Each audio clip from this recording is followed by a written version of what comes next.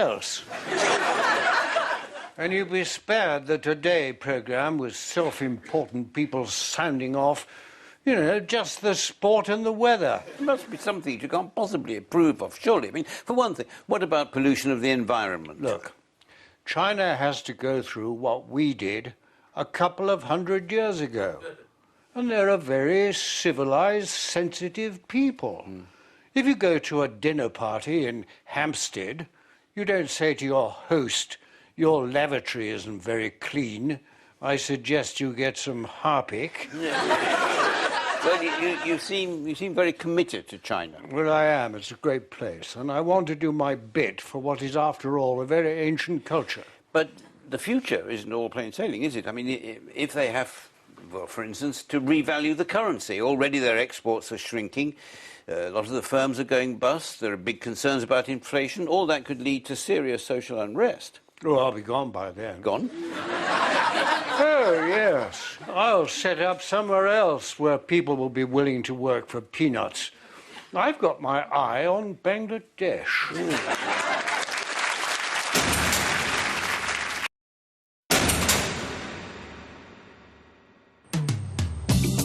Welcome to Chinese culture.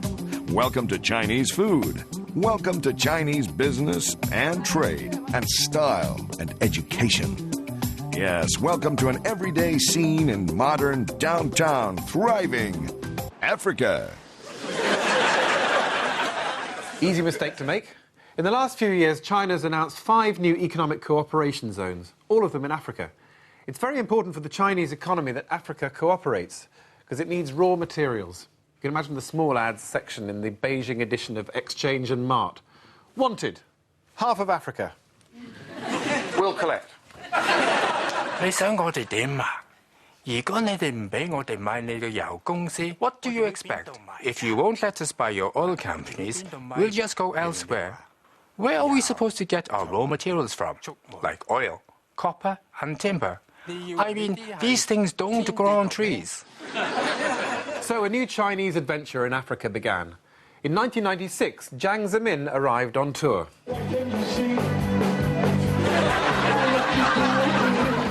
He didn't exactly play the big stadiums, although he could have done because many of Africa's big stadiums were built by the Chinese in the 1960s as part of their goodwill strategy. Back then, China invested a lot of goodwill in Africa, building infrastructure like the 1,100-mile Tanzam Railway in about the same time it took British Rail to get from London to Dover. And working on other difficult projects like the Robert Mugabe Popularity Scheme.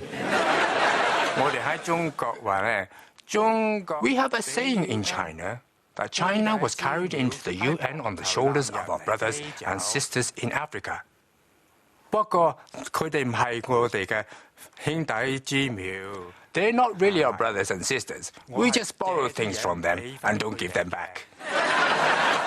In the 1980s, China had enough on its plate dealing with its own problems. After the Tiananmen Square massacre, or as the government put it, the Tiananmen Square misunderstanding, the country badly needed friends and influence abroad. So Jiang Zemin announced the next stage of China's Africa strategy. This time, it was all about trade. So what sort of figures are we talking about, Robert? In 1996, huge Chinese trade with Africa was worth $5.6 billion. 10 years later, it was worth more than 10 times that. In 2007, it was up to $65 billion. And the target for 2010 is $100 billion. Gosh, that's a lot. It certainly is. Eye-watering. Here, have a hanky. China's involvement in Africa goes back a long way. In 1414, natives on the east coast of Africa drew back their curtains, those who had curtains, and saw on the horizon a Chinese fleet of 62 ships, 100 auxiliary vessels, and 30,000 troops, giving rise to the popular African expression, "What the f*** is that?" It was Admiral Zheng He, known as the Grand Eunuch of the Three Treasures, and he was after one thing: giraffes. The Africans were happy for the chance to trade. To them, it was the arrival of the Kaching dynasty. 所以 So you see, we have long and peaceful history with Africa. Not like you in West and your kill indigenous populations first, ask questions later. But the last thing you should do is accuse the modern-day Chinese of acting like a colonial power. That would be the diplomatic equivalent of setting up a polling station in the middle of Tiananmen Square. When Jack Straw described the Chinese as a challenge for Africa and hailed them as the new colonists, the Chinese were spitting mad. I think it's important to remember that Jack Straw is no longer Foreign Secretary. So the message is quite clear. Don't mess with China.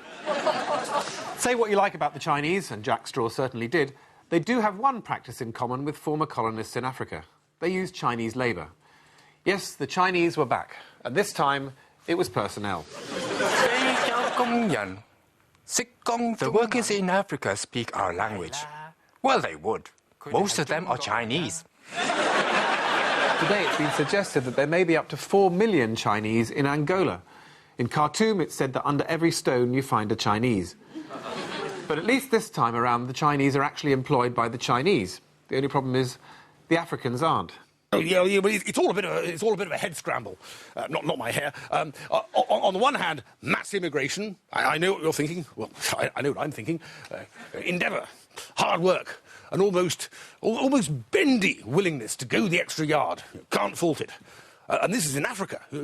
Pickaninnies, watermelon smiles, all that stuff. But the Chinkies, different kettle of fish.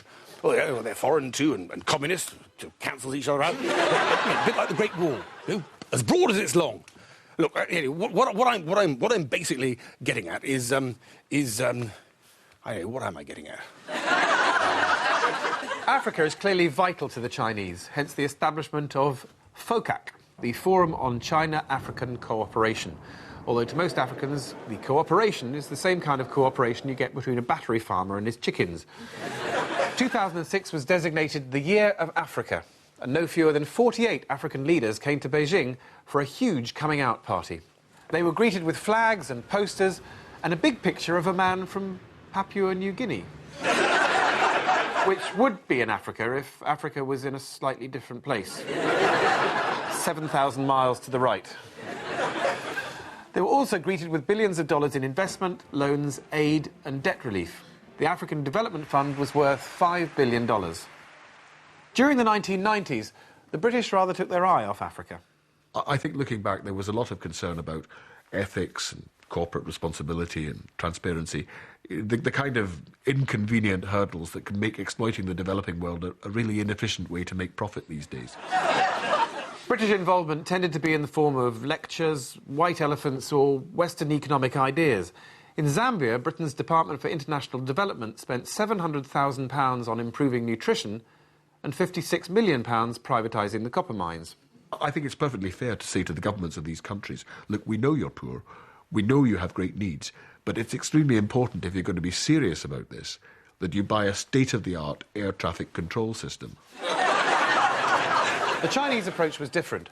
Their Deputy Foreign Minister, Zhou Wenzhong, told a Western journalist, "We try to separate politics from business. You've tried to impose a market economy and multi-party democracy on these countries which are not ready for it."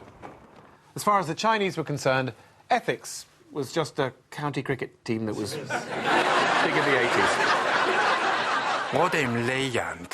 We turn blind eye to human rights. If we started to lecture them about human rights, they might start to lecture us. And then where would we be? Well, in Taiwan, probably. Well, the West is good at the soft stuff, education, hospitals, organising flag days and so on, which gives African leaders a choice. Ultimately, it boils down to, do we get sermons from the West, or do we get what we want from China? It's a bit of a no-brainer. Do you want necessary infrastructure, roads and hospitals? Do you want bridges, dams, pipelines and power supplies? How about some guns and tanks? Well, you can have it all with Commie Relief. Each year we give billions of dollars in aid direct to you in Africa. And all we ask in return is your oil, your copper, your manganese, your cobalt and your cooperation. You won't even have to lift a finger. No lectures on morality. No visit from ageing rock stars. Just the stuff you want and as soon as you like. We can give you everything you want. Ask these happy customers. Before I applied for commie relief, I was f***ed. But now with guns and equipment, I am able to look after myself